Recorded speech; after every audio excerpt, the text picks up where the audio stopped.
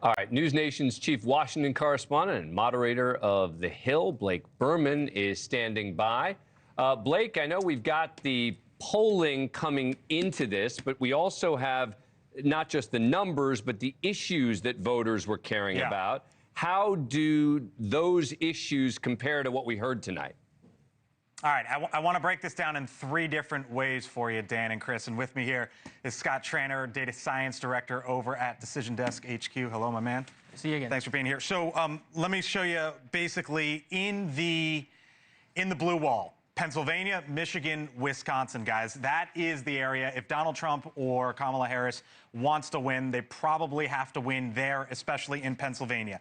And when it comes to undecided voters, you can see what the top issue is across the Midwest. It is the economy, Scott, in Pennsylvania and Wisconsin. If you're undecided, by far and away, the economy is the biggest issue for you. In Michigan, it is still the biggest issue, but only there at 40%. Did either of them address it or say anything to sort of sway those undecided voters in one way or another as you see it? Well, I learned this about Harris tonight. She was from a middle-class family. That was her line she repeated she went to repeatedly it again. For the 30, 45 minutes. And that graphic shows why. 78% of voters think the economy is the #1 issue in Pennsylvania. She knows what you and I know. Whoever wins Pennsylvania, 86% chance likely to be the next president.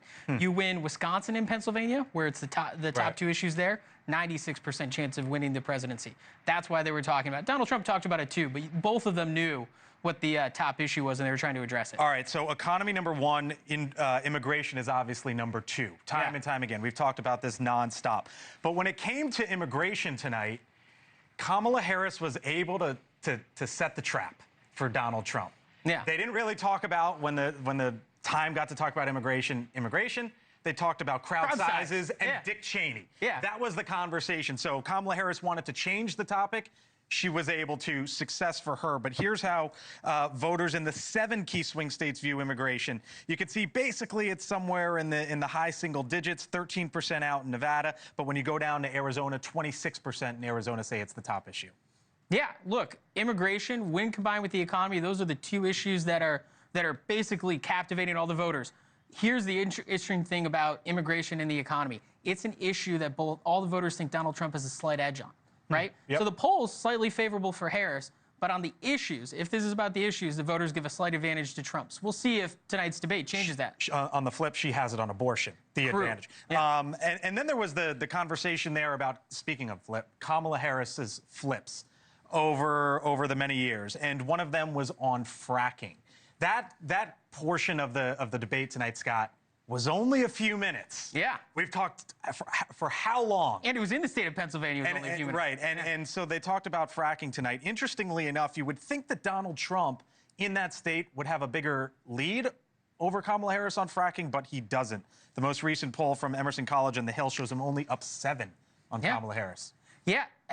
Look, it is a razor-thin issue. Tonight, she even admitted that she's flipped her position on it. We'll see if it holds. He certainly drilled her, actually kind of misrepresenting her position a little bit. Right. We'll see if it holds, but that's why that state's so important. Both of them went at it real hard. Real quick, DDHQ has Kamala Harris at a 55% probability of winning. You expect that number to go up or down? I expect it to stay within a 2-point range. Okay.